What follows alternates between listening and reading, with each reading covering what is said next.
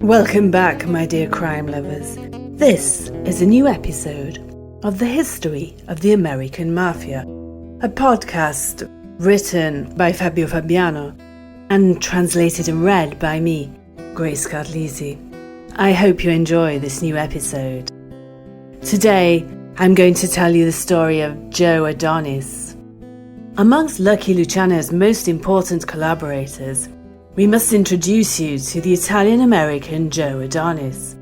Giuseppe Antonio Doto was his real name, then Americanized during the 20s into Joe Adonis, deliberately referring to the remarkable beauty par excellence in Greek mythology, Adonis.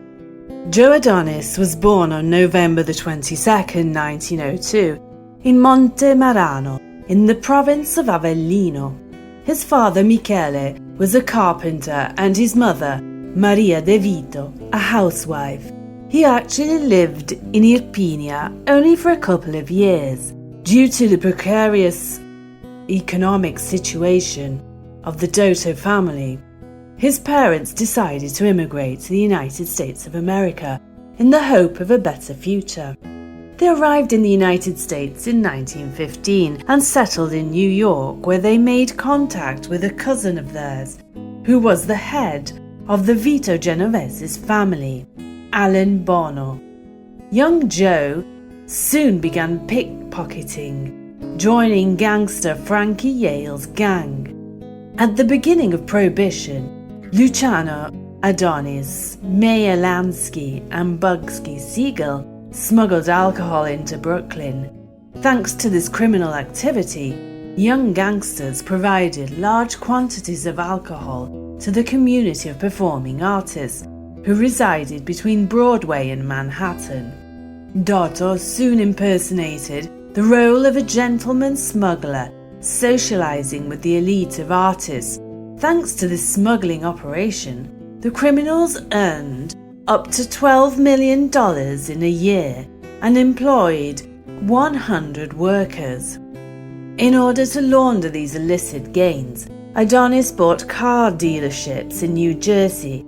When customers bought cars from his stores, the salespeople were instructed to intimidate them into buying a so-called protection insurance for the vehicle. Adonis also started a cigarette distribution business. He bought hundreds of vending machines and supplied them with stolen cigarettes. He ran his criminal empire at Joe's Italian Kitchen, a restaurant he owned in Brooklyn. In 1932, Adonis soon became a powerful criminal in Brooklyn. Despite his wealth, Adonis still participated in jewelry thefts, a return to his first love, we dare to add, as it was in fact this particular criminal activity that began his career on the streets. Adonis got many high-ranking politicians and police officers on his payroll. He used his political influence to protect members of the Luciano's crime family, such as Luciano and Genovese, and mafia associates such as Meyer Lansky. As a member of the criminal syndicate's board of directors, Adonis may have been awarded some murder contracts by Murder Incorporated. In the early 20s, Doto changed his name and began calling himself Joe Adonis. It's unclear what inspired his nickname. According to one source, Adonis received this nickname from a girl he was dating at the time. According to another, it appears that Adonis adopted the name after reading an article in a magazine about Greek mythology. In fact, he was extremely vain. It is said that he devoted a lot of his time to his own personal care. Lucky Luciano once saw Adonis combing his hair, his thick dark hair, in front of a mirror, and asked him, "Who do you think you are? Rudolph Valentino?" Adonis replied, "Seriously? That guy is just a bum." In 1930, along with Lucky Luciano, he joined Joe Masseria, the Godfather's mafia family. On April 15, 1931, he followed Luciano during the organization and the realization of Joe Masseria's murder in Coney Island. Adonis took part in the assassination along with Albert Anastasia, and Vito Genovese and Bugsy Siegel.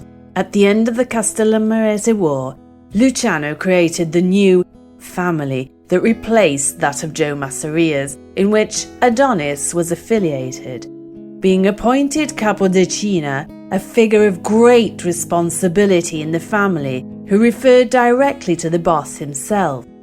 In fact, Adonis became one of Luciano's most important and trusted lieutenants, controlling the prostitution and gambling rackets in New York, in areas like Broadway and Midtown Manhattan.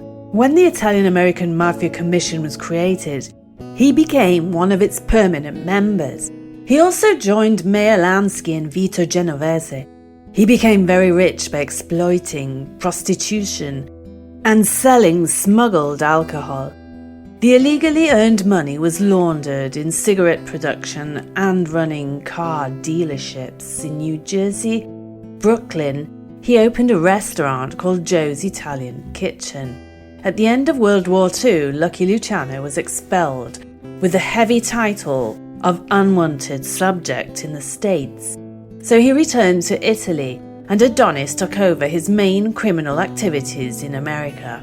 From the late 40s, Adonis began to be in crosshairs of justice, mainly due to the accusation on behalf of A.B. Relis, a repentant murderer who had been a member of Murder Incorporated, the branch of the commission in charge of taking care of eliminating loose ends, so to speak, by commissioned executions, which was brought to light in 1940 by investigations.